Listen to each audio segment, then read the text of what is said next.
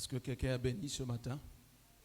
Je voudrais que tu te tiennes debout. Jésus a dit que votre cœur ne se trouble point. Croyez en moi et croyez en Dieu. Alléluia.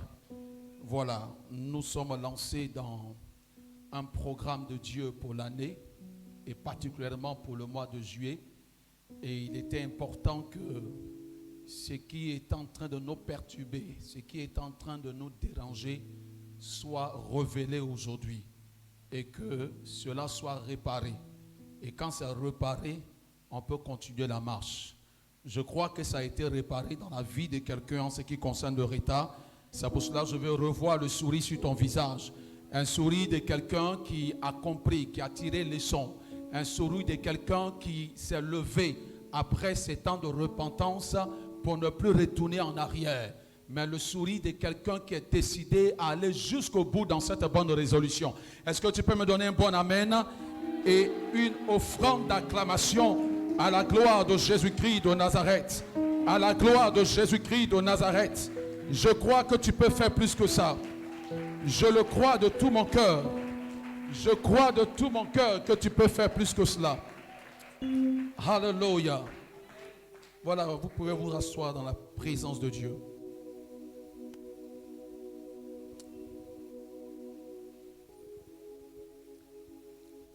Gardons les yeux fermés. Éternel, mon Dieu, je te rends grâce. Je ne suis pas digne de me tenir en ce lieu, je le sais. Voilà pourquoi je veux m'abandonner entre ta main. Tu m'as rassuré que mon cœur ne se trouble point, que je devrais croire en toi et en Dieu. Et c'est ce que je fais, c'est pourquoi je suis là. Je prie que, Seigneur, ce que tu as résolu ce matin, en commençant par moi, soit fait. Que toute barrière, que toute situation qui pourrait dépeindre sur ton œuvre de façon négative ce matin soit brisée dans le nom de Jésus-Christ de Nazareth. Et quelqu'un a dit Amen.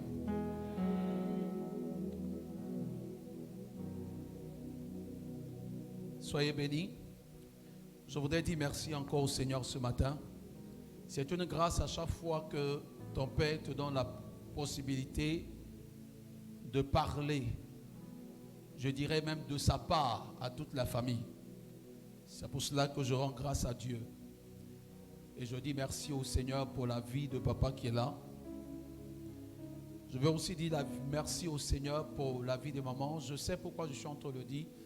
J'étais à la maison en semaine quand maman m'a appelé pour dire qu'elle venait me rendre visite. J'ai pensé à tout, sauf à ce pourquoi ils étaient en train de venir. Et ils sont ressortis de ce mois me lançant quelque chose qui a mis de la joie dans mon cœur. Alléluia. C'est pour cela que je rends grâce à Dieu pour leur vie. Et ce matin, je prie Dieu pour que Dieu les bénisse abondamment. Papa, que Dieu te bénisse. Que Dieu te bénisse pour tout ce que tu apportes dans ma vie, pour l'opportunité que tu me donnes de servir Dieu à tes côtés. Je rends grâce vraiment au Seigneur. Le temps viendra où j'aurai l'opportunité de rendre mon témoignage. Je n'ai pas l'habitude de rendre témoignage ici, mais le temps viendra et vous comprendrez certainement pourquoi je dis ces choses. Je voudrais que quelqu'un lève la main droite vers le ciel pendant qu'il est assis. Avant que je ne commence à prêcher, nous allons adresser une courte prière à notre Dieu. Durant cette année, nous sommes en train de travailler sur le service de Dieu. Et puis de mois de septembre précisément, par l'Esprit de Dieu au travers de la vie de notre papa, nous a parlé de mois de rencontres et de connexions. Amen. Et c'est un mois où nous avons fait, je veux dire, un mi-bilan de parcours de cette année. Et nous sommes dit que de janvier jusqu'en juin, nous n'avons pas vu grand chose dans nos vies. Nous n'avons pas vu grand chose dans l'œuvre que nous sommes en train de faire ici. De façon numérique, sur le plan financier, sur le plan matériel, dans l'accomplissement de beaucoup de nos projets, dans tout ce que nous faisons. Et nous nous sommes animés d'une rage et d'une colère sainte pour que les 6 derniers mois qui restent à boucler l'année, qu'il y ait des grands changements qui se produisent dans nos vies. Alléluia. Et donc nous avons travaillé la semaine surpassée avec l'histoire de Noé. Je vais relever un élément très important qui va constituer un petit court moment de prière. Dans le livre de Genèse chapitre 8, le verset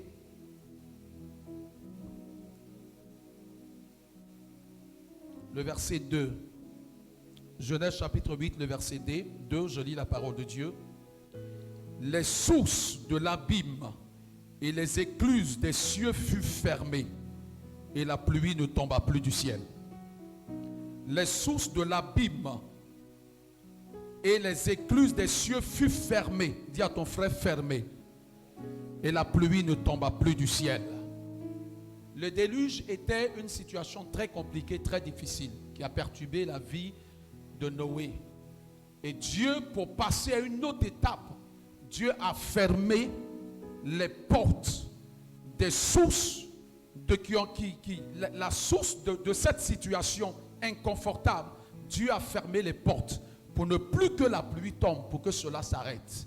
Je voudrais que quelqu'un lave la main. Nous allons fermer les portes qui ont permis certainement à certaines choses d'arriver à notre vie et qui nous ont mis dans une situation inconfortable. Pendant que tu es assis, lève la main droite vers le ciel et dis avec moi: Père, Père, ce matin, j'ai entendu ta parole et je veux la mettre en pratique. Voilà pourquoi je prends autorité. Je m'appuie sur ta parole et je déclare que les sources et les écluses des cieux soient fermées et que la pluie, que le retard, que la négligence ne paraissent dans ma vie.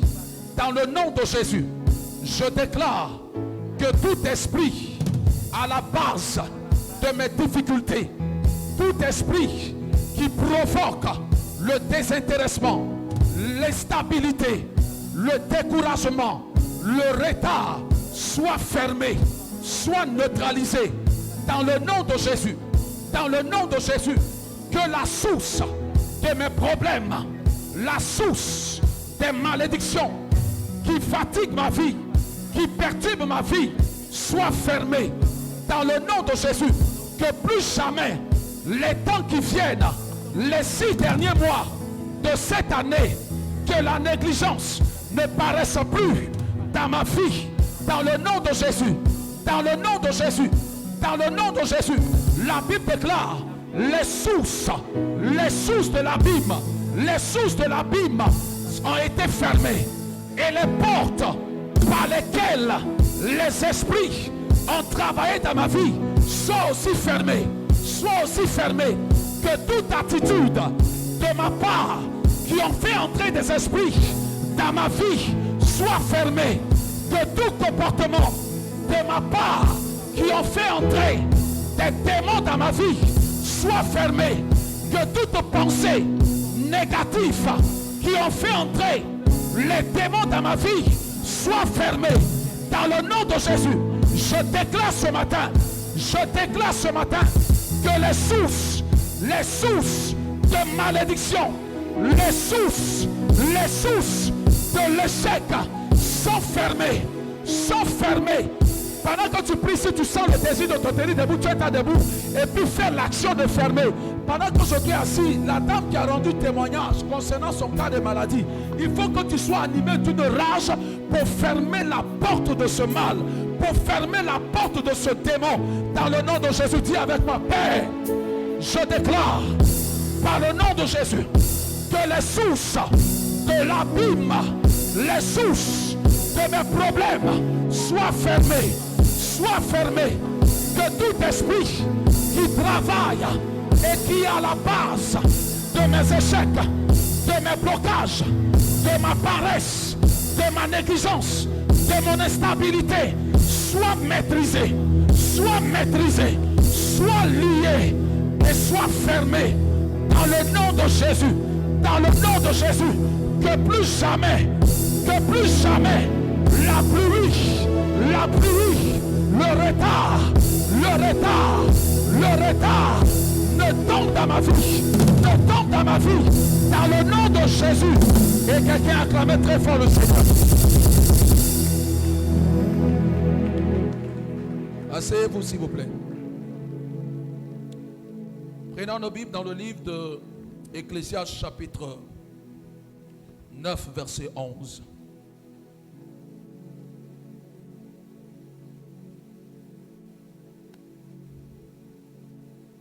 Ecclésiaste chapitre 9, le verset 11. Je lis la parole. Vas-y, merci à vous. Ecclésiaste chapitre 9, verset 11.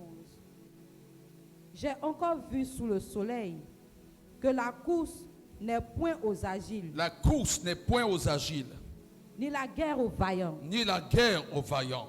Ni le pain aux sages. Ni le pain aux sages. Ni la richesse aux intelligents. Ni la richesse aux intelligents. Ni la faveur aux savants. Ni la faveur aux savants. Car tout dépend. Car tout dépend. Pour eux du temps. Tout dépend pour eux du temps et des circonstances. Et des circonstances. Alléluia. Je voudrais aborder un sous-thème avec vous ce matin sur les temps. Mon sous-thème c'est les temps et les circonstances. Car tout dépend des temps et des circonstances. Alléluia. Que Dieu bénisse la vie de quelqu'un. Lorsque Noé sort du bateau, la Bible déclare que Noé a bâti un autel. Et Noé a fait une offrande sur l'autel, a fait un sacrifice. Amen. Dans le livre toujours de Genèse chapitre 8, vous allez lire le dernier verset. La Bible déclare que Noé fait un sacrifice sur l'autel. Et Noé apporte un sacrifice qui n'est pas des moindres. Mais la Bible dit que Noé a pris des animaux, des bêtes de qualité pure. Amen. Qu'il a offert à l'Éternel. Et l'Éternel a senti l'odeur. L'Éternel a été touché par l'offrande de Noé. Et l'Éternel a commencé à déclarer les paroles de bénédiction. Amen. L'Éternel a commencé à déclarer des paroles de bénédiction parce qu'il a été touché par l'offrande de Noé. Et il a dit ceci: tant que la terre subsistera, les semailles et la moisson, le froid et le chaud, l'été et l'hiver, le jour et la nuit ne cesseront point. Tant que la terre subsistera. Voilà, nous venons de faire une lecture où la Bible déclare que tous ceux qui gagnent les guerres, ce n'est pas parce qu'ils sont forts qu'ils gagnent des guerres. Tous ceux qui sont sages et qui font des grandes choses, ce n'est pas parce qu'ils ont la sagesse. Que tous ceux qui véritablement voient leur vie s'épanouir, ce n'est pas parce qu'ils sont plus intelligents que d'autres. Mais la Bible déclare que tout dépend du temps et des circonstances qui les arrivent. Dans d'autres versions, il est dit que ce n'est pas ceux-là même qui, je veux dire, sont forts, qui gagnent les guerres. Parce qu'il y en a qui gagnent et puis il y en a qui perdent, n'est-ce pas? Il y en a ceux qui ça va, il y en a ceux qui ça ne va pas du tout. Et la Bible déclare que ces deux groupes de personnes-là, les mêmes situations les arrivent. Les mêmes temps et les mêmes circonstances les arrivent. Mais pourquoi est-ce qu'il y en a qui gagnent et puis il y en a qui ne gagnent pas? Pourquoi est-ce que ça va ici et puis ça ne va pas là-bas? Pourquoi est-ce que celui-là réussit et celui-là ne réussit pas? Pourquoi est-ce que celui-là avance et celui-là n'avance pas? Dieu dit que leur succès, leur victoire dépend du temps et des circonstances. Avant de commencer à prêcher, je voudrais vous expliquer deux choses très importantes, le temps et les circonstances. Chacun de nous a un timing sur la vie, sur la terre. Gloire à Dieu. Chacun de nous a un timing. Le timing, c'est la durée de vie que tu as sur la terre. Amen. Chacun de nous a une certaine durée de vie. C'est pour cela que Dieu dit que tant que la terre va exister, parce qu'il va y avoir un temps où la terre ne va pas exister. Donc il dit que tant que la terre va exister, voici les événements qui vont certainement arriver. Vous comprenez? Donc les gens qui réussissent et puis d'autres ne réussissent pas, ce sont des gens qui ont compris le temps que Dieu leur donne et puis les circonstances que Dieu apporte dans leur vie. Quand tu crois ou bien quand tu penses que tu n'as pas toute la vie sur la terre, que tu n'as pas toute l'année pour faire quelque chose, tu reconnais que ton chrono a déjà démarré. Tu reconnais que quelque part, le temps est contre toi. Quelque part, le temps est en train de partir. Donc tu dois faire ce qu'il faut et puis rattraper certainement le temps que tu es en train de perdre. La Bible dit que tout dépend du temps qu'ils ont eux-mêmes compris qu'ils ont et puis des circonstances qui arrivent dans leur vie. C'est quoi les circonstances? Les circonstances, ce sont des événements qui arrivent dans nos vies. Ça peut être des événements heureux comme ça peut être des événements malheureux. La Bible dit pendant que ces événements arrivent et que les gens ont compris qu'ils ont le temps, il y en a, on ne sait pas comment ils s'arrangent et puis ils réussissent. Et puis il y a d'autres qui ne réussissent pas. Dieu dit que la semence, il y a les semailles et la moisson, l'été, l'hiver, le froid, le chaud, le jour et la nuit ne manqueront point. Donc chacun de nous est conscient de tout ce qui est en train de se passer. Et il se dit, il faut que je fasse tant avant qu'il ne soit 18 heures, avant que la nuit ne tombe. Il faut que je fasse ceci avant qu'il ne soit midi. Il faut que je fasse ceci. Et cette année a commencé. Aujourd'hui, nous sommes dans la saison pluvieuse. Et cette saison-là a modifié le comportement de chacun d'entre nous. Ce temps dans lequel nous sommes a modifié même le style de vie de chacun d'entre nous. Ça a même modifié ton style vestimentaire. Parce que maintenant, tout le monde se promène en imperméable. Alléluia. Parce qu'on ne sait pas à quel moment quelque chose peut arriver. Et si tu ne t'es pas préparé à ça, ça va certainement gâcher tout ce que tu avais déjà programmé faire. Les circonstances de nos vies, ce sont ces événements-là. Et très souvent, le temps même est défini comme étant des saisons qui arrivent. Alléluia. Parce que le temps est réparti à des saisons. Dans d'autres versions de Bible en anglais, la Bible déclare que tout dépend des saisons et puis de la chance. Alléluia. Généralement, les gens n'aiment pas qu'on dise chance. Amen. Mais la chance elle-même, dans sa définition, c'est une opportunité qui arrive à quelqu'un. Quand quelqu'un dit, oh, j'ai eu la chance d'avoir ça. Amen. C'est une opportunité qui est arrivée. Ce n'est pas le fait d'un hasard. Vous comprenez? Et l'opportunité qui est définie comme étant une saison, la seule personne qui produit des saisons sur la terre, c'est Dieu. Si l'homme avait la capacité de produire des saisons, ceux qui sont dans les déserts, là, il y a longtemps, c'est devenu forêt. Alléluia. La seule personne qui produit des saisons, c'est Dieu. Un jour, le roi Nebuchadnezzar a eu un songe dans le livre de Daniel, chapitre 2, le verset 21. Bon, Daniel chapitre 2. Il a demandé à des gens de lui expliquer le songe. Les gens ont tourné jusqu'à les gens ne pouvaient plus. Je vous évite les détails. Et puis, Daniel a eu l'information et Daniel est allé prier. Et Dieu donne la révélation à Daniel dans le livre de Daniel chapitre 2, le verset 21. Daniel sort une parole très importante. Daniel dit à Nebuchadnezzar que voici les songes que tu as eus. C'est parce que Dieu t'a montré ce qui va venir plus tard. Il dit, il y a un Dieu dans le ciel qui change les temps et les circonstances. Celui qui change les temps et les circonstances, c'est quelqu'un qui a certainement la maîtrise. Vous comprenez un peu? C'est quelqu'un qui a la gestion. Quand on dit quelqu'un est le maître des temps et des circonstances, c'est quelqu'un qui a la maîtrise du temps. C'est pourquoi lorsque vous partez à l'école et puis on dit vous avez une maîtrise dans tel domaine, ça veut dire que vous avez le contrôle. Est-ce que vous comprenez un peu? Ça veut dire que vous contrôlez tout ce qui concerne ce domaine-là. C'est pourquoi on dit que vous avez la maîtrise. Vous êtes un maître dans ce domaine. Daniel est en train de dire à Nebuchadnezzar que le Dieu que je prie là, c'est lui qui est le maître et des circonstances. Il change les temps et il change les circonstances. Il produit des événements. Il élève qui il veut et il abaisse qui il veut. Il soumet qui il veut à sa volonté. Donc il faut que tu comprennes que dans les jours qui viennent là, ton songe avait dit, Dieu va changer les circonstances de la vie. Dieu va changer les saisons qui viennent. Dieu va changer les événements qui vont arriver. Dieu va faire que un plus faible va monter au-dessus. Les choses vont se briser. Il va avoir une confusion. Il va avoir un mélange jusqu'à ce qu'il y ait une petite pierre qui s'est détachée d'une montagne sans le secours de quelqu'un. Et cette pierre va venir frapper la statue imposante que tu as vue. Et cette statue va tomber et elle va se briser. Et cette pierre qu'il s'agit, c'est celui-là même. La Bible déclare qu'il y a la maîtrise du temps et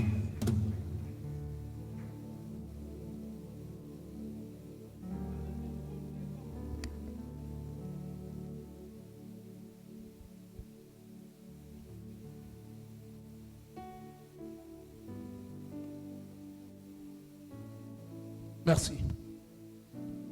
La Bible dit tout dépend des circonstances, du temps et des circonstances. Maintenant, progressons. Ce que je vais vous dire ce matin est très important. Ce que je vais nous dire ce matin est très important. Ne méprisez jamais, alléluia, ne méprisez jamais les temps et les circonstances, sinon les événements qui arrivent dans vos vies. Amen. Ne méprisez jamais. Parce que Dieu est caché au travers de ces événements. C'est lui qui les crée.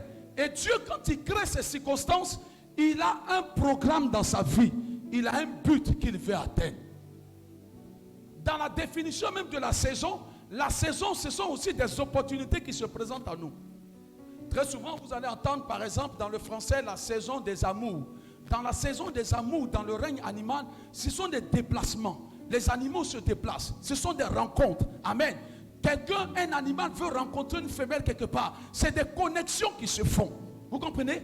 Donc chaque rencontre est une saison pour toi. Chaque opportunité qui vient, c'est aussi une saison pour toi. Et quand tu comprends ça, tu vas finir par te hisser parmi ceux qui réussissent, parmi ceux qui ont la victoire et parmi ceux qui gagnent leur pain. Parce que ceux qui gagnent leur pain et ceux qui ont la victoire, ce n'est pas parce qu'ils sont plus forts, ou bien ce n'est pas parce qu'ils sont plus sages, mais c'est parce qu'ils ont compris, ils ont eu une bonne lecture des événements qui arrivent autour d'eux.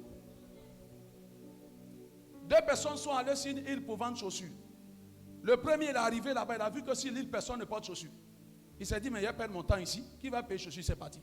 Le deuxième est venu. Quand il est arrivé sur l'île, il a vu que personne ne porte chaussures. Il s'est dit, waouh, si j'ai réussi à les convaincre, ils vont acheter toutes mes chaussures.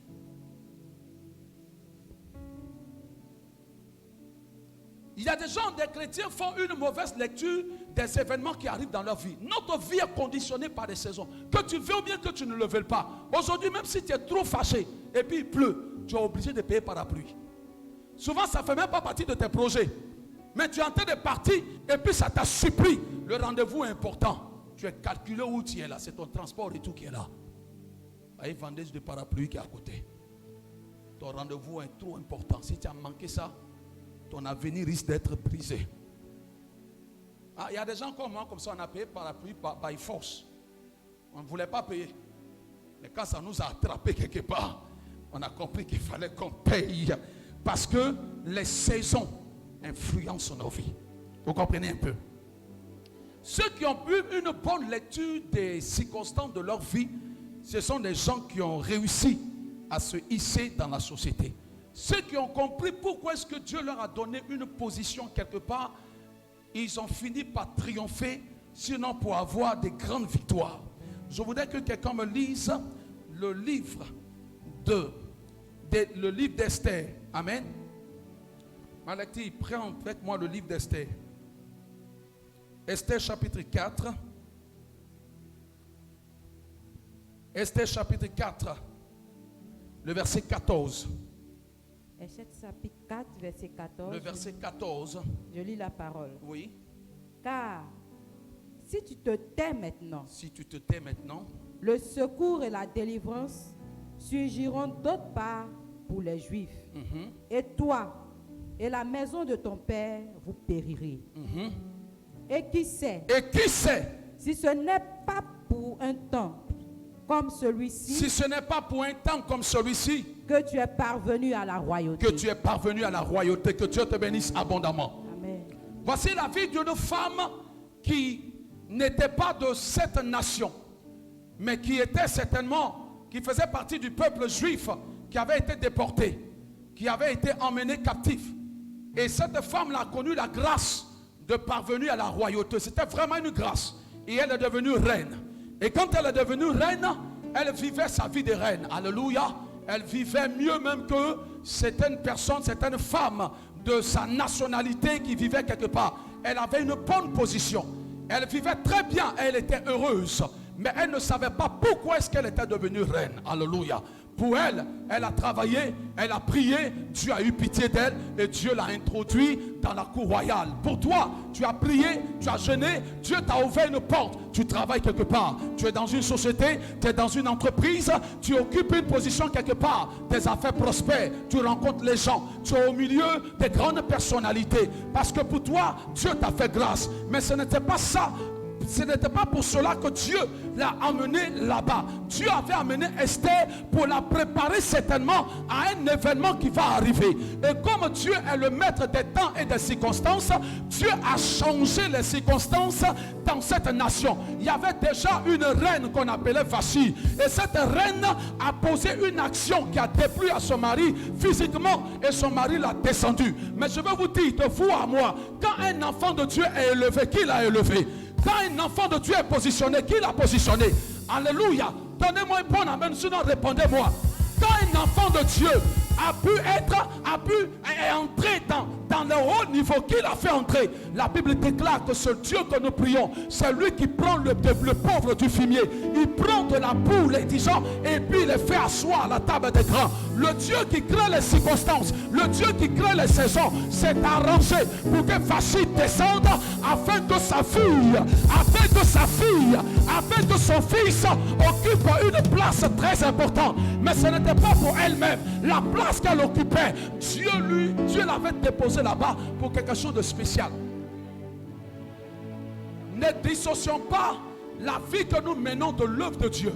Vous allez voir comment l'œuvre de Dieu est quelque chose qui se trouve dans la vie que Dieu nous appelle à mener. Vous comprenez? Dans tout ce que vous faites, il y a la part de Dieu dedans. Vous comprenez? Dans votre vie, il y a la part de Dieu. Dans votre temps de vie sur la terre, même cette journée, tu es là et c'est la part de Dieu qui est là. Quand tu vas finir, certaines personnes vont vaquer encore leurs occupations. Le mercredi, lorsque tu sors de la maison, que tu vas travailler, la part de Dieu, ça commence à 18h30. Normalement, tu dois être là. Lorsque Dieu t'a béni et que tu as l'argent, la part de Dieu, c'est la dîme qui est à l'intérieur. Tu ne dois pas bloquer ça. Tu ne dois pas briser ça. Tu ne dois pas arrêter ça. Les offrandes que tu apportes dans l'église, c'est la part de Dieu. Dans ton travail, il y a la part de Dieu. Dans l'œuvre que tu fais pour les hommes, il y a l'œuvre de Dieu dedans. Esther était reine. Elle faisait la fierté de son mari. Mais l'œuvre de Dieu l'attendait quelque part. Lorsque la mort a surgi, Esther est partie tranquillement s'asseoir dans sa chambre pour dire que franchement, je ne peux pas. Son oncle Mardochée va lui rappeler, sinon va lui expliquer. C'est toi qui ne sais pas. C'est pour cela ce soir là, ce matin je vais t'expliquer. Son oncle lui dit, il ne faut pas penser que tu es devenue reine là. Tu seras épargné de la mort qui est en train de venir, de la situation qui vient. Tu comprends? Ce n'est pas parce que tu es reine. Mais je veux te dire une chose. Ce que tu ne comprends pas, c'est que c'est pour un moment comme celui-ci. Un moment où tu vas sauver la vie de quelqu'un. Un moment où tu vas sauver la vie du peuple. C'est à cause de ça que Dieu t'a déposé là-bas pour être reine. Sinon, ce n'est pas pour que tu comptes les milliards. Ce n'est pas pour qu'on dise que dans la famille, il y a un cadre. Ce n'est pas pour qu'on dise que dans la famille, il y a une femme d'affaires. Ce n'est pas pour qu'on dise que dans le quartier, c'est là quand elle passe, tout le monde claque. Non, c'est parce que Dieu t'a mis là-bas, de sorte que par ta position, tes vies soient sauvées. Tant que ta situation, vraiment, te suffit toi-même. Tant que ta situation ne profite qu'à toi seul, je t'assure, tu ne pourras pas voir la gloire de Dieu dans ta vie. Tu n'es pas en train d'accomplir ta destinée. Parce que le jour que tu meurs, tu es parti avec. Mais quand ta position, quand ton argent, quand ta situation, les gens bénéficient de ça. Le jour où tu n'es pas là, des gens parleront de toi. Le jour où tu n'es pas là, on dira qu'il y a un homme qui a existé. Il y a une femme qui a existé. Il y a un enfant de Dieu qui a existé, s'il vous plaît.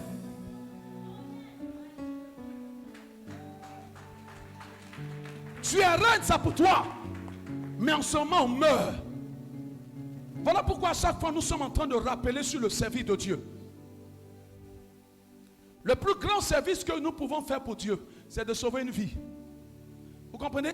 C'est la seule chose qui apporte la joie dans le cœur de Dieu. Lorsque Dieu t'a positionné dans la société, c'est toi qui as la joie, parce que ta vie va changer. Amen. Tu ne vas plus manger ce que tu ne voulais pas manger, mais tu vas manger ce que tu veux manger. Mais quand une âme est gagnée au Seigneur, alors là, il y a la joie dans le cœur de Dieu. Quand Dieu a mis la joie dans ton cœur, toi aussi mets la joie dans ton cœur. Alléluia. Mardochée dit à Esther que Dieu t'a positionné là pour sauver des vies, pour que le moment qui arrive en ce moment, tu sois capable de faire quelque chose. Donc il faut que tu fasses quelque chose. Que ce soit difficile ou pas, il faut que tu fasses quelque chose. Regardez bien la position que Dieu vous a donnée. Regardez les titres que Dieu vous a donnés. Regardez les ouvertures que Dieu nous fait. Et comprenons pourquoi est-ce que Dieu nous fait cette ouverture. Cette semaine, j'étais dans un taxi, je partais au niveau, j'étais dans un taxi. Et puis bon, on était un peu calme dans le taxi, on ne parlait pas. Le chauffeur, il ne parle pas. De toute façon, bon, on ne se connaît pas. Mais au moins, on s'est salué, on s'en va. Et tout d'un coup, on arrive à un carrefour. Voici un véhicule qui fait une mauvaise manœuvre. Et puis franchement, ça nous a un peu intrigués. Bon, je ne suis pas chauffeur, mais quand on roule mal, il y a certaines conduites qu'on trouve n'est pas bon du tout. Et puis j'ai dit, mais pourquoi il a fait ça? Lui aussi, il est rentré. Et puis on a commencé à causer. Apparemment, on ne savait pas qui était au volant. Quand on est arrivé au niveau, et puis on a vu que c'est une dame. Et puis il dit, oh, en plus, c'est une femme. Mais les femmes, vraiment. Et puis on est rentré dans l'affaire des femmes. On a causé jusqu'à comment elles sont. Elles sont mauvaises. Elles sont ceci. C'est elles qui ont envoyé le péché. Finalement, pendant qu'on causait, j'ai tiqué un peu. Et puis dans mon esprit, j'avais dit, faut que je trouve un moyen pour qu'au travers de causeries de femmes, on est en train de faire là. Dieu, Jésus n'a qu'à sortir des temps. Le gars, il va comprendre quelque chose. Et on cause, on parle. Et je lui dis finalement, de toute façon, les hommes ne peuvent rien sans la femme. Et les femmes aussi ne peuvent rien sans l'homme. Vous comprenez? Dieu les a créés ainsi. Et chacun a besoin de son camarade. Vous comprenez? Et puis, pendant qu'on causait, il parlait, bon, comment tu as fait pour trouver la bonne femme? C'est là, il dit, oh Dieu merci, pour trouver la bonne femme.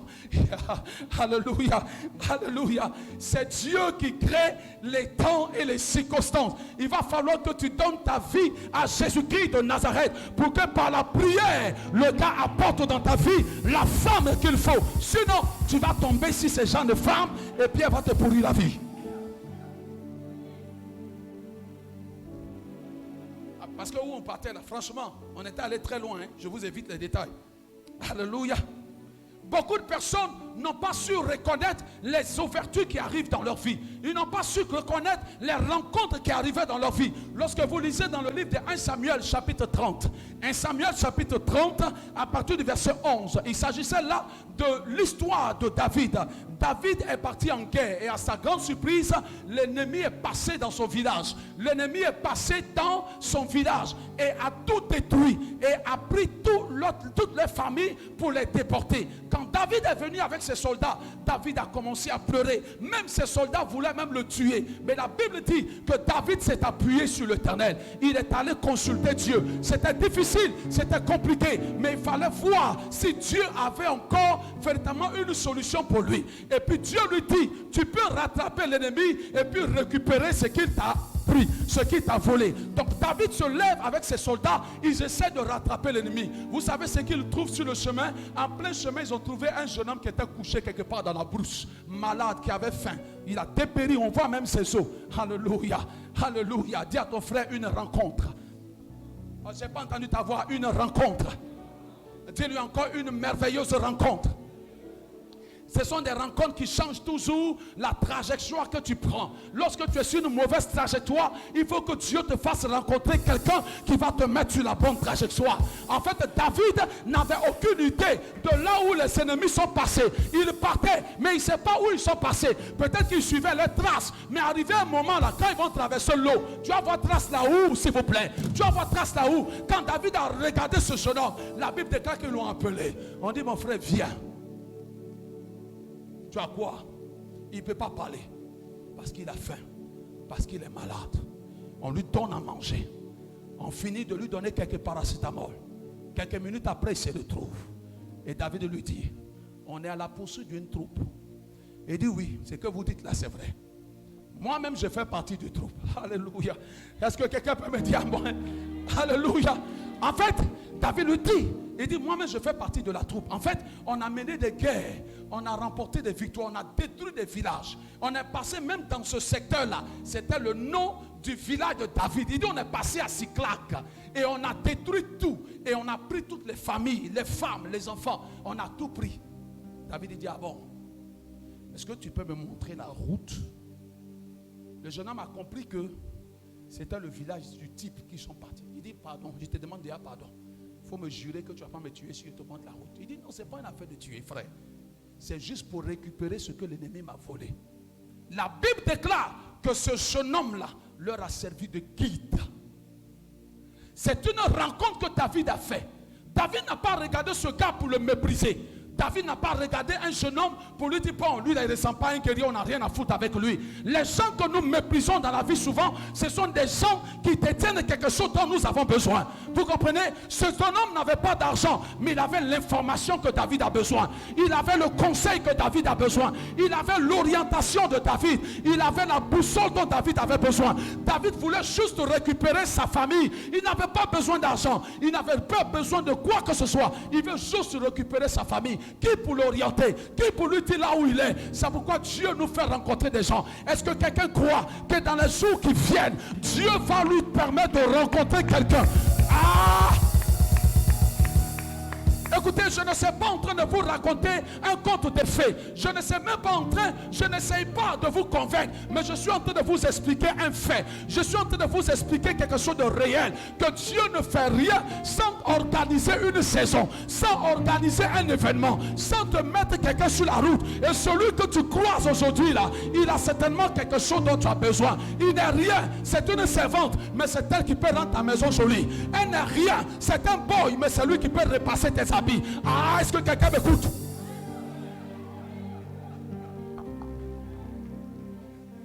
David savait que ce gars n'était pas un guerrier, mais peut-être il a des informations dont il a besoin. Nous avons besoin d'abord d'informations. Des gens sont trop pressés, mais il faut t'informer d'abord. Dieu dit à Josué que ce livre de la loi ne s'éloigne point de ta bouche. Tu comprends? Médite-le jour et nuit. Il faut t'informer, il faut t'équiper. Vous comprenez? Il faut avoir de la connaissance. Et alors, tu réussiras dans ta vie. Tu auras du succès. David avait besoin d'abord d'informations. Ils sont combien? Ils sont passés par où? Quels sont leurs armements? Est-ce qu'ils sont forts? Est-ce qu'ils sont puissants? Oh, David avait besoin de toutes ces informations. Et il y avait quelqu'un qui était là, qui avait l'information. Le vigile n'est rien. Mais souvent, tu as besoin de lui pour te donner les vraies informations de l'heure à laquelle le patron arrive. Il faut le mépriser. Même bonjour, il ne faut pas lui dire. Tu vas t'asseoir là. Il sait que le patron va venir à 15h. Tu es là à 8h. Parce que tu n'as pas dit bonjour. Tu vas t'asseoir là jusqu'à 15h. Et tu le regardes aussi, tu te regardes. Et puis on est là. Et puis tu es dans souffrance. Amen. Et quand c'est comme ça, les chrétiens deviennent très nerveux. Dieu n'est pas avec moi. Dieu m'a abandonné. La Bible dit, la guerre, ceux qui gagnent la guerre, ce ne sont pas des gens qui sont forts. Vous comprenez? Mais tout dépend des temps et des circonstances. Dieu donne des circonstances à chacun de nous. Frères et sœurs, Dieu donne toujours une opportunité, une saison à quelqu'un. Dieu crée toujours une rencontre à quelqu'un. Combien sont ceux qui ont méprisé les rencontres de Dieu? Les temps qui nous restent à boucler l'année, nous n'avons pas le droit d'échouer. Tout ce que Dieu va mettre dans notre vie, tous les événements qui vont arriver, les circonstances qui vont se produire, les connexions qu'il va avoir. Frères et sœurs, chacun doit avoir une bonne analyse de la chose. Potiphar a reçu un esclave du nom de Joseph. Alléluia.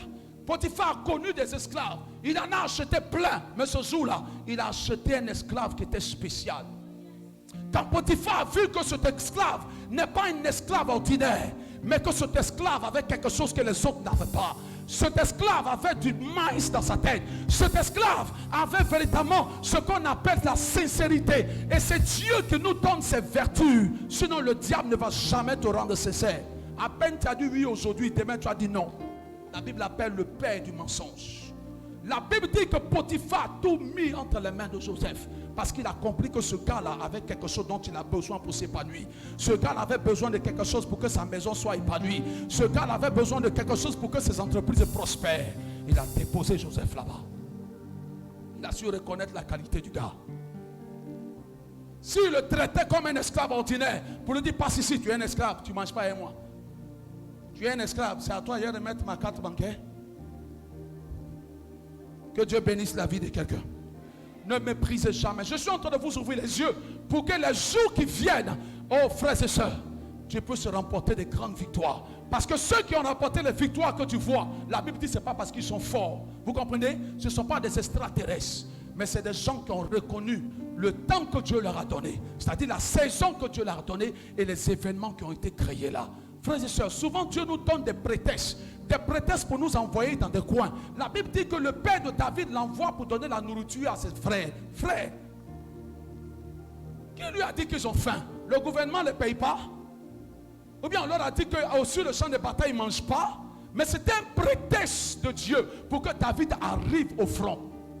Lorsque vous allez à la pêche et que vous mettez un appât sur la maison, les poissons vous ont dit qu'ils ont faim? Est-ce que quelqu'un m'écoute? Les poissons vous ont dit que c'est vous, ils attendent pour manger?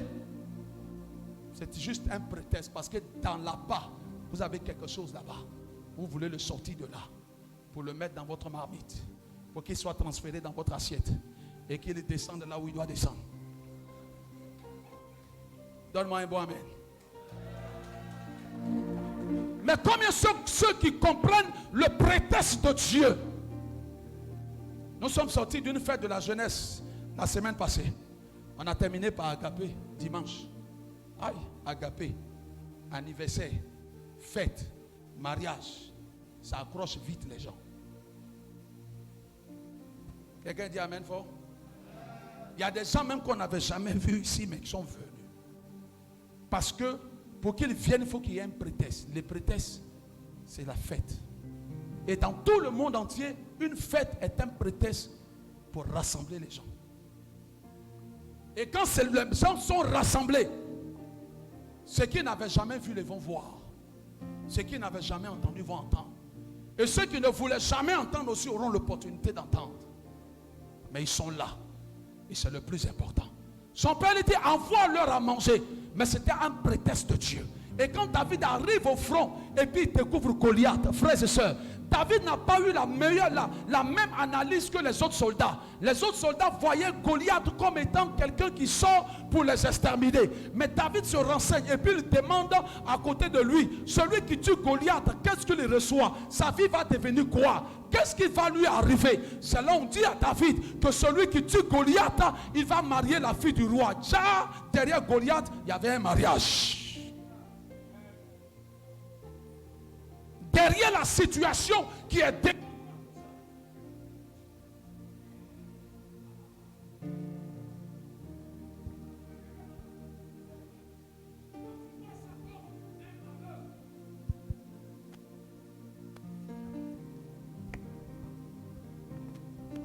quand tu vois ça comme étant un malheur pour te faire fuir, tu ne verras jamais la gloire de Dieu. Parce que c'est là la saison, sinon la circonstance dont tu as besoin pour avancer. Est-ce que quelqu'un me reçoit? Est-ce que quelqu'un me reçoit? Très souvent dans nos connexions, ne méprisons pas les gens, comme je le disais, que Dieu envoie vers nous. Dans ma vie, j'ai une fois méprisé des jeunes gens. Alléluia. Il y a très longtemps, je dirigeais une église quelque part dans une ville. Et un jour, la facture de l'église est tombée sur nous. Amen.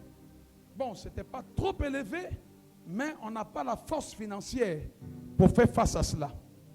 Et puis, la date limite même est passée. Et on est aujourd'hui, dimanche, on a fini le culte.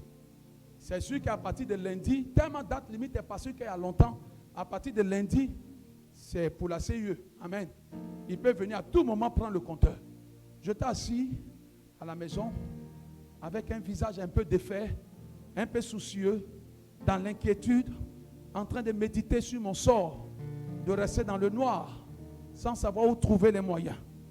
Et voici deux jeunes gens, des chrétiens de l'église qui viennent.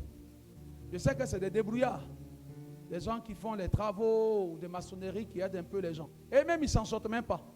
Parce que souvent quand ils tournent, c'est chez moi, ils arrivent, et puis manger de 2 jours, là, ça ne fait jamais 2 jours. Alléluia. Gloire à Jésus. Ces enfants sont arrivés et disent, mais papa, qu'est-ce qu'il y a? Il dit, franchement, les enfants, c'est chaud. Ça, la paye de demain, on sera dans le noir. Hein. Il dit, mais pourquoi? Il dit, mais la facture n'est pas encore été payée. Et puis, il y a un qui m'a dit, facture, c'est combien? Il dit, facture, c'est 12 000. Il dit, papa, moi, il a donné 8 000. Et puis l'autre dit, moi, je vais donner, il reste combien déjà? 4 000. Il a regardé, puis il dit, il lui a demandé, toi, tu as 8 000. Je l'ai regardé dans les yeux, il dit, bienvenue, toi où tu es là, tu as 8 000. Et puis, je regardais l'autre, toi tu as 4 000. Quand tu as fini même là, vous avez vidé ma mamie, toi tu as 8 000. Tu as 8 000, et puis tu as fini ma nourriture à la maison, tu as 8 000. Il dit, papa, attends. Ils ont levé, sont partis.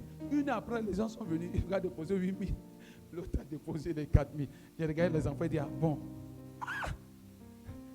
Pendant que je suis en train de viser très loin là-bas, déjà il y a des gens à côté qui ne ressemblent à rien, mais qui ont ce dont j'ai besoin. Qui ont ce dont j'ai besoin. Dieu m'a enseigné à ne même pas mépriser le plus petit, comme David n'a pas méprisé ce gars qui était couché, qui avait faim, qui n'avait même pas de force pour manger.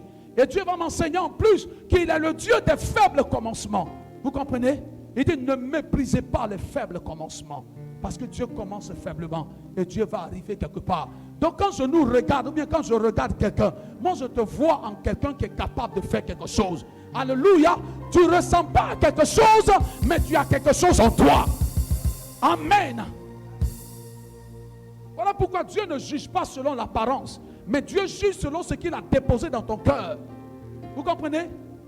Tu n'es rien, mais ce qui est en toi est quelque chose. Tu ne ressembles à rien, mais les vertus de Dieu qui sont en toi sont quelque chose. Voilà pourquoi les gens auront besoin de toi. Alléluia. Pharaon a eu besoin d'un prisonnier pour traduire et expliquer son songe. Et de la prison, le gars est devenu premier ministre. Est-ce que quelqu'un peut me donner un bon amen? Ma lecture, il faut te positionner. Tu vas me donner la lecture de 1 Roi chapitre 18, le verset 43 à 45. Je vais parler de quelque chose de très important au peuple de Dieu pour que nous ayons un petit moment de prière. Parce qu'il va falloir que Dieu véritablement nous fasse entrer dans les sphères de sa grâce pour les 6 derniers mois qui restent à terminer l'année. Nous sommes déjà en juillet. Nous sommes en train de terminer juillet petit à petit. 1 Roi chapitre 18, le verset 43 à 45. Je lis la parole. Yes. 1 Roi chapitre 18, verset 43 à 45. Et dit à son serviteur, monte, regarde du côté de la mer. Regarde du côté de la mer. Le serviteur monta, il regarda, il dit, il n'y a rien. Dis à ton frère, il n'y a rien. Je n'ai pas entendu ta voix, il n'y a rien. C'est dans rien là qu'on va sortir quelque chose. Amen, vas-y. Et lui dit, 7 fois, retourne. À la 7e fois, il dit, voici un petit nuage qui s'élève de la mer et qui est comme la paume de la main d'un homme. Yes. Et lui dit, monte et dis à Akab. Dis à Akab. Attelle et descends. Attelle et descends. Afin que la pluie ne t'arrête pas. En peu d'instants. Et en peu d'instants. Le ciel s'obscurcit. Le ciel s'obscurcit. Par les nuages. Par les nuages. Le vent s'établit. Le vent s'établit. Et lui une forte. Et lui une forte pluie. Arrête-toi là. Amen. Élie qui avait déclaré que pendant 3 ans et demi, la pluie ne tombera pas à cause certainement du comportement du peuple de Dieu. Cela est arrivé. Mais le jour où Dieu voulait maintenant ramener la pluie, après 3 ans et 6 mois, la Bible dit, Élie dit à son serviteur qui est à côté de lui, il faut aller dans la direction de la mer. Parce que Dieu va créer une situation. Amen. La saison va changer. Vous comprenez? Il y a eu un temps de difficulté, un temps de famine, un temps où on a eu soif, un temps où on a eu faim, un temps où on a été vraiment maltraité. Mais ça va changer. Pour que ça change, Dieu va créer quelque chose. Dieu va créer encore une autre circonstance. Donc il lui dit, il faut aller du côté de la mer. Et puis regarde, le gars il est parti une fois, il n'a rien vu. Une deuxième fois, il n'a rien vu. Et la 7e fois, lorsqu'il est parti, il vient dire à son maître, je suis parti, mais j'ai vu un petit nuage qui se lève de la mer. Alléluia.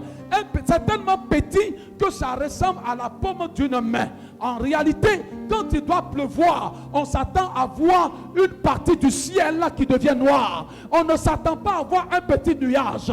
Alors que dans le Seigneur, ce petit nuage était une grande pluie. Ce petit nuage annonçait une grande pluie. Et il dit quoi? Ce petit nuage ressemble à la main d'un homme. Et ça quitte où? Dans la mer. La mer, c'est la plus grande source de l'eau. Dieu a puisé dans la mer de l'eau nécessaire. C'est pourquoi la Bible dit, en un instant, il y a eu une forte pluie. Il n'y a pas eu une petite pluie, mais il y a eu une forte pluie. Parce que Élie a compris que le petit nuage là, qui ressemblait à la main d'un homme, c'était la main de celui qui change les temps et les circonstances. Celui qui est le maître des temps et des circonstances. Celui qui crée les saisons. Celui qui crée les rencontres. Il a déposé sa main dans l'eau. Il a puisé de l'eau.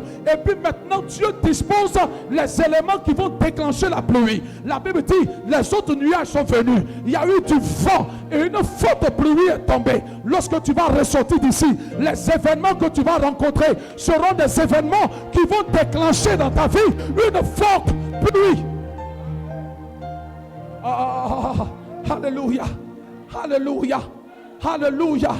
Le refus de quelqu'un dans ta vie sera un refus qui va déclencher une forte pluie dans ta vie. Le mépris de quelqu'un sera un mépris qui va t'ouvrir une porte de bénédiction. Parce que la Bible dit, fils, que lorsque Dieu approuve les voies d'un homme, il dispose même son ennemi. Il dispose même son adversaire. Donc celui qui t'a combattu jusqu'à aujourd'hui, Dieu peut disposer son cœur pour qu'il soit une source de bénédiction pour toi. Est-ce que quelqu'un me reçoit? La Bible dit, en un instant, je déclare sur ta vie qu'en un instant, Dieu produise dans ta vie le miracle dont tu as besoin dans le nom puissant de Jésus-Christ. En un instant, c'est l'image de l'accélération. Dieu n'a plus duré, Dieu n'a plus retardé, Dieu n'a plus attendu. Dieu a accéléré les choses. Elle dit à Akab, il faut te dépêcher pour aller te cacher. Parce que Dieu a accéléré le processus de la bénédiction dans ta vie. Parce que le gars a reconnu que la main qui est en haut là, ce n'est pas la main d'un homme. Et le petit nuage qui a déclenché, ce nuage là, c'est un nuage qui va déclencher une grande bénédiction. Je ne peux pas parler sans parler d'un homme très important. Sans parler de celui-là même qui est le détenteur, sinon le maître des temps et des circonstances. Voici quelqu'un qui a été méprisé. Dans le livre de Marc, Marc chapitre 6, le verset 3 au verset 5. Marc chapitre 6, le verset 3 au verset 5. Tu peux t'asseoir ma lecture. Je vais parler de lui parce que il est la raison pour laquelle je vis aujourd'hui. Ok? La Bible déclare que Dieu va annoncer son projet de salut pour l'humanité. Et Dieu va faire naître un homme très important. Sa naissance même a été une naissance un peu difficile à accepter. Et on ne pouvait pas expliquer aux gens comment le gars est né. Même le jour de sa naissance, il n'y a pas eu de place à la maternité. Les cliniques avaient déjà fermé les portes. Et sa mère se retrouvait au milieu des animaux, là où il est né. Frères et sœurs, tu nais dans une certaine situation, tu deviens la risée de tout le monde. Des gens peuvent se moquer de toi. Alléluia. Quand tu as échappé à un avortement, on dit que voilà, lui là, sa mère voulait l'avorter. Les gens peuvent se moquer de toi. Lorsque tu as été même renié, les gens peuvent se moquer de toi. Mais la Bible déclare qu'il a grandi dans sa famille avec une identité. Mais derrière cette identité était caché le divin. Il était charpentier. Tous ceux qui le voyaient en lui le charpentier. Lorsqu'il prie pour quelqu'un que le gars il est guéri, on dit mais c'est le fils du charpentier. Et la Bible déclare que pour cela, il a été méprisé. Les gens n'ont pas reconnu en lui la saison de leur salut, la saison de leur délivrance et la saison de leur guérison. Tous ceux qui le voyaient en charpentier, la Bible déclare que dans ce milieu-là, il n'a pas pu faire grand chose parce que les gens n'ont pas su l'apprécier, parce que les gens n'ont pas su reconnaître la grâce que Dieu est en train de leur donner.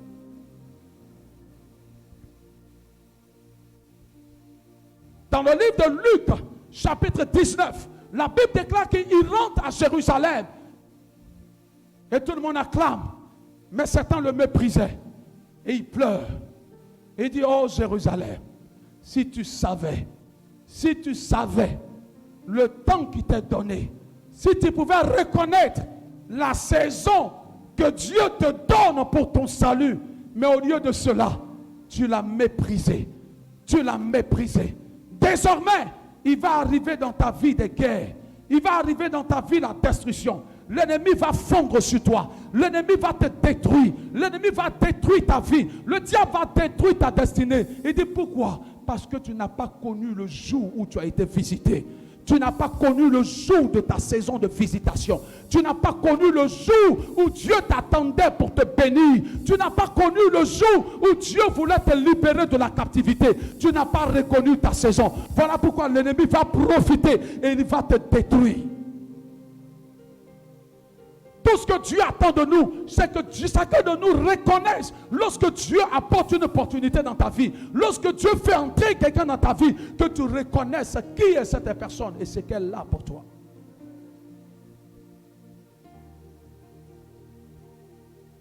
La Bible déclare qu'il est mort et il a été crucifié. Finalement, un soldat romain l'a regardé à la croix de Golgotha.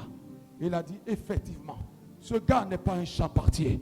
Ce gars, ce n'est pas un charpentier. Ce monsieur-là, ce n'est pas un charpentier. Mais c'était le Fils du Dieu vivant. Il s'appelle Jésus-Christ de Nazareth. Que je voudrais que tu acclames très fort. Parce qu'il n'est pas le charpentier. Il n'est pas un homme ordinaire. Il n'est pas un homme ordinaire. Mais il est celui-là même qui apporte dans ta vie les vraies saisons. Les saisons d'élévation.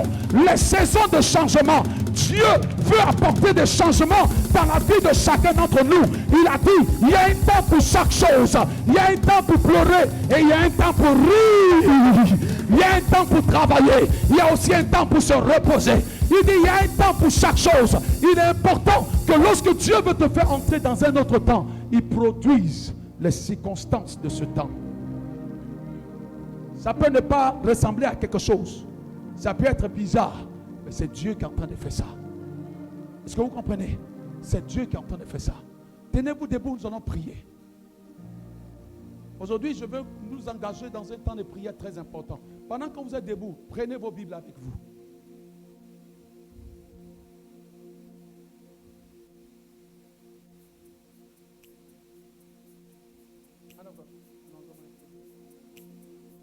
Prenez vos Bibles dans le livre de Juges. Juges chapitre 16. Oh makata kata kotos. Lebrakayasa. Inde kosa. Juges chapitre 16.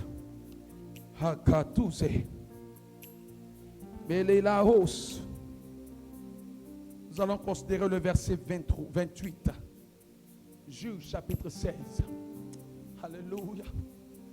Alale sotara.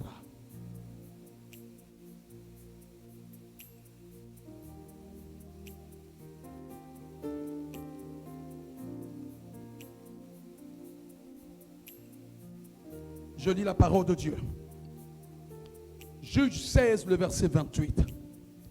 Alors Samson invoqua l'Éternel et dit, Seigneur éternel, souviens-toi de moi, je te prie. Oh Dieu, donne-moi de la force, seulement 7 fois. Dis à ton frère 7 fois. 7 fois. En fait, ce n'est pas le chiffre 7. Vous avez la lecture devant vous.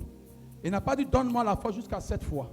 Mais il dit pour l'occasion, pour maintenant, là, pour l'opportunité qu'elle a là. Il dit donne-moi de la force seulement 7 fois.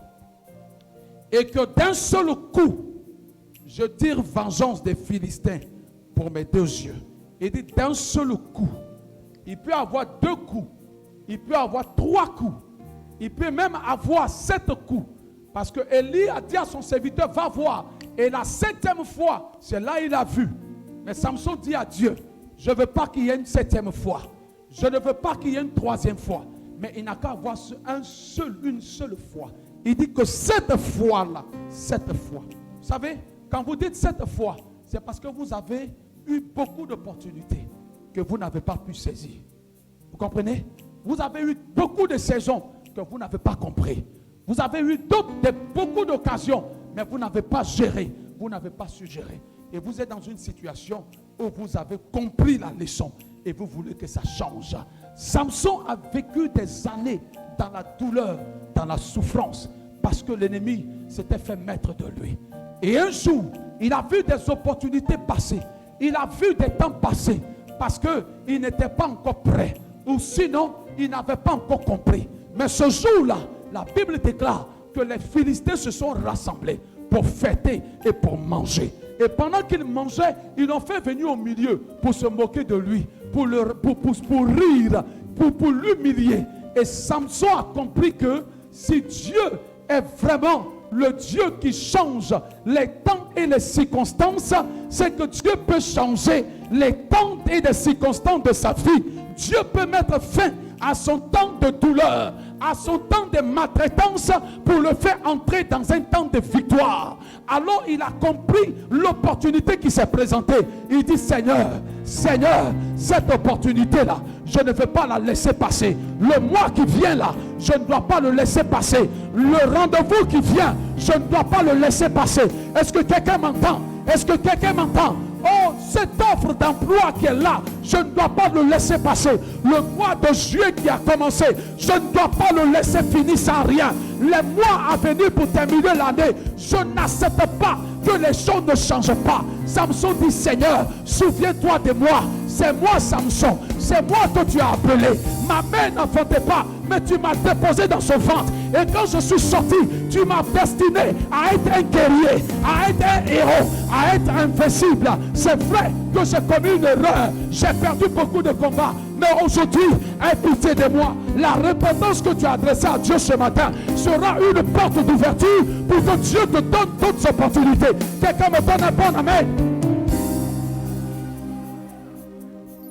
Samson dit, je ne veux pas manquer cette opportunité. Il dit, donne-moi la force aujourd'hui. C'est une nouvelle expérience pour Samson. Samson a cassé des portes.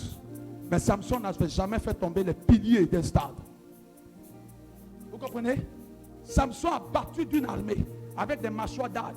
Mais les piliers d'un stade, c'était sa première expérience.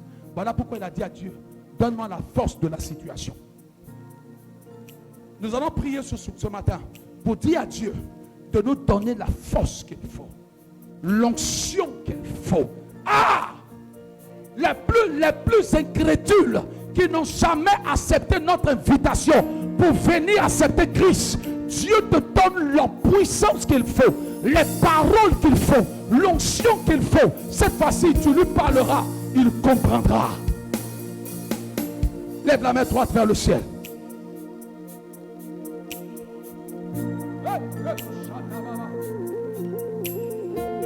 Je parle de ta vie et je veux que tu sois dans tout ton sérieux. Parce qu'au moment où tu vas te réveiller, tu es en 31 décembre, tu regardes autour de toi, c'est vide. Dis, Seigneur, souviens-toi de moi. Éternel, souviens-toi de moi. Donne-moi la force. Cette fois. Donne-moi la force. Pour ce mois. Pour ce mois. Donne-moi la force. Pour cette opportunité. Pour cette opportunité. Seigneur, donne-moi la force. Pour cette saison. Pour cette saison. Pour cette saison. Éternel, donne-moi la force. Pour cette rencontre. Pour cette rencontre. Pour cette rencontre. Éternel, souviens-toi de moi. Souviens-toi de moi. Souviens-toi de moi. Donne-moi l'onction. Donne-moi la grâce. Donne-moi la faveur. Donne-moi la puissance. Pour cette fois. Pour cette fois. Pour le mois de juillet. Pour le mois de juillet. Pour le mois de juillet. Éternel. Éternel. Que d'un seul coup. D'un seul coup. D'une seule prière. D'une seule prière. D'une seule évangélisation. D'une seule évangélisation. D'une seule évangélisation. Que cette salle soit pleine. Soit pleine. Soit pleine. Seigneur, donne-moi l'onction. Donne-moi l'onction. D'une seule parole. D'une seule parole. Touche les cœurs. Touche les cœurs. Touche les cœurs. Dans le nom de Jésus. Dans le nom de Jésus. Seigneur, donne-moi l'onction. Donne-moi l'onction. D'une seule prière. D'une seule prière. Que mes ennemis tombent. Tombent. Tombent. Tombent. Tombent. Au nom de Jésus. Au nom de Jésus. Seigneur, donne-moi la force.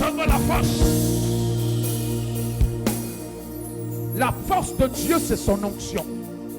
Voilà pourquoi Samson dit, donne-moi la force. Ah, lève la main droite vers le ciel. Je veux que tu cibles le défi de ta vie. La prophétie a été libérée sur ta vie depuis le mois de janvier. De ce que Dieu doit faire dans ta vie. De la bénédiction que Dieu va accorder dans ta vie. Mais jusqu'aujourd'hui, c'est bloqué. Jusqu'aujourd'hui, ça ne vient pas. Jusqu'aujourd'hui, ça tarde. Dis, Seigneur, souviens-toi de moi. Seigneur, souviens-toi de tes promesses. Souviens-toi de tes prophéties. Souviens-toi de tes projets pour ma vie. Tu as dit dans ta parole, tu as des projets de bonheur pour moi. Seigneur, souviens-toi. Souviens-toi. Donne-moi la force, l'onction, la grâce, la faveur, au nom de Jésus, que ma première rencontre, ma première connexion, ce mois de juillet, au sorti d'ici, porte du fruit, dans le nom de Jésus, que d'une seule prière, d'une seule offrande, ma situation change, ma vie change, ma destinée change, dans le nom de Jésus, Seigneur, souviens-toi de moi. Ah. Lève les deux mains vers le ciel.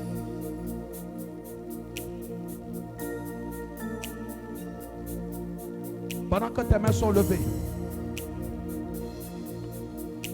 je vais t'annoncer une nouvelle saison pour toi dans le nom de Jésus. Je vais t'annoncer une nouvelle saison. Alléluia. Je vais t'annoncer une nouvelle saison. Je vais t'annoncer un changement. La Bible dit, il y a eu un petit nuage. Ça ne ressemble à rien. On ne croit pas que pluie peut venir de là. Mais d'un seul instant, à un peu d'instant, les choses se sont mises en place rapidement. Le changement s'est installé. Le décor et la bénédiction a commencé à tomber. J'appelle sur ta vie l'esprit de l'accélération. Yes. C'est pluie de 3 ans et demi qui est tombée ce jour-là. C'est la pluie de 3 ans et demi qui est tombée en un seul jour. La grâce de 3 ans et demi. Je ne sais pas combien d'années, combien de mois de souffrance tu as enduré. Mais je suis en train de te dire que Dieu veut mettre fin à toutes ces années pour te faire entrer dans une autre histoire, pour te faire entrer dans une autre saison, pour te faire entrer dans une autre opportunité, dans le nom puissant de Jésus-Christ de Nazareth. Quelqu'un a le cœur qui bat très fort. Tu commences à avoir peur. Il ne faut pas avoir peur de ce que je suis en train de dire. C'est la vérité. L'onction de Dieu te localise de là où tu es. L'onction de Dieu te localise de là où tu es. Tu as commencé à avoir peur parce que tes combats sont trop durs. Parce que l'esprit qui perturbe ta vie chaque fois, chaque nuit est tellement coriace. Souvent même tu te dis, est-ce que Dieu a entendu ma prière? Et malgré cela il vient. Et pendant que tes mains sont levées, ta seule prière a suffi. Parce que Dieu te donne la force. Dieu te donne l'onction. Dieu te donne l'onction. Dieu te donne l'onction. De cette prière va naître ta victoire. De cette prière va naître le changement. De cette prière va naître la délivrance. Dans le nom puissant de Jésus-Christ. L'Esprit accélère ta vie. Il accélère les événements de ta vie. Il accélère ta vie. Il accélère ta vie. Pendant que je parle, je vois comme une voiture qui va à vive allure. Dieu me donne cette vision. Et je vois comme une voiture qui va à vivre à lui, comme pour rattraper le temps qu'il a perdu, comme pour rattraper des choses. Dieu accélère ta vie. L'Esprit accélère ta vie. L'Esprit accélère les événements. Il accélère les événements.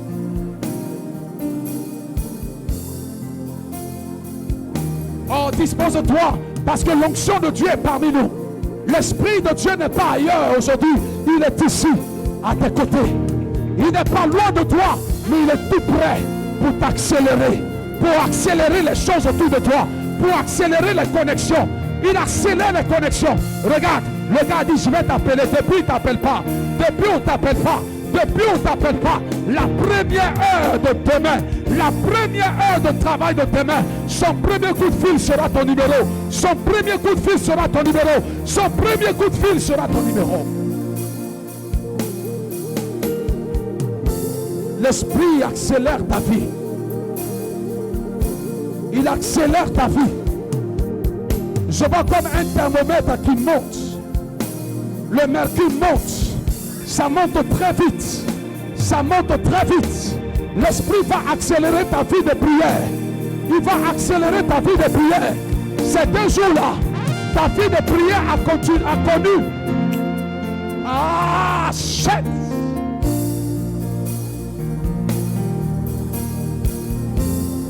Je parle à quelqu'un ce matin.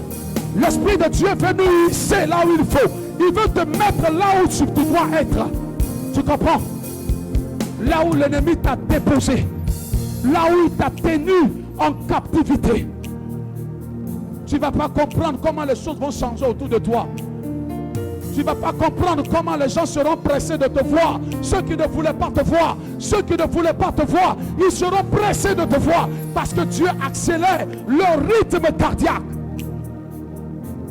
Au temps d'Esther, la Bible déclare que le roi Cyrus ne pouvait pas dormir. Toute la nuit, il a eu insomnie parce que quelque chose devait être fait. Je proclame sur ta vie ce matin qu'une nouvelle saison s'annonce pour toi. Une nouvelle saison s'annonce pour toi. Ça ne dépend pas de toi. Ça ne dépend pas de tes ennemis. Ça ne dépend pas du diable. Ça ne dépend pas de la sorcellerie de ta famille. Mais ça dépend de celui-là même qui est le maître des temps et des circonstances. Il pleut une pluie de bénédiction sur vos vies. Et que quelqu'un sent comme une pluie qui tombe sur lui. Est-ce que tu sens cette pluie? C'est l'onction de Dieu. Dieu arrose ta vie pour que ta vie refleurisse. Pour que ta vie refleurisse. Tu étais à court d'idées, mais Dieu est en train d'ouvrir ton esprit. Tu étais à court financier, mais Dieu t'ouvre les portes financières. Tu étais à court de projets, mais Dieu te communique des choses. Voilà pourquoi il arrose ta vie. Il arrose ta vie comme une terre desséchée, mais il arrose ta vie. Il arrose ta vie pour que quelque chose sorte, pour que quelque chose sorte de là, pour que ce qui est bon en toi sorte. J'appelle la saison de guérison sur toi. J'appelle la saison de guérison sur toi. J'appelle la saison de guérison sur toi. Parce qu'avant que Dieu ne fasse quelque chose, il communique son projet à ses serviteurs. Voilà pourquoi ce que le Seigneur me communique, je te l'annonce. Élie priait et Élie dit à son serviteur, va voir, parce que Dieu va faire quelque chose. Je prie, je sais que tu vas voir. Je t'annonce de la part de l'Éternel une saison de guérison. Une saison de guérison. Mets la main là où tu as mal. Mets la main sur ton cœur. Mets la main sur ta tête. La guérison physique. La guérison de l'émotion. La guérison dans tout ton être. La guérison de ton cœur. Là où ton cœur a été brisé. Là où ton cœur a arrêté de battre. Là où ton cœur n'y croyait plus. Là où ton cœur était rempli de doutes. Brisé en 1000 morceaux. Je t'annonce une saison de guérison. Dans le nom puissant de Jésus-Christ de Nazareth, j'annonce à ta vie la saison de guérison de Dieu.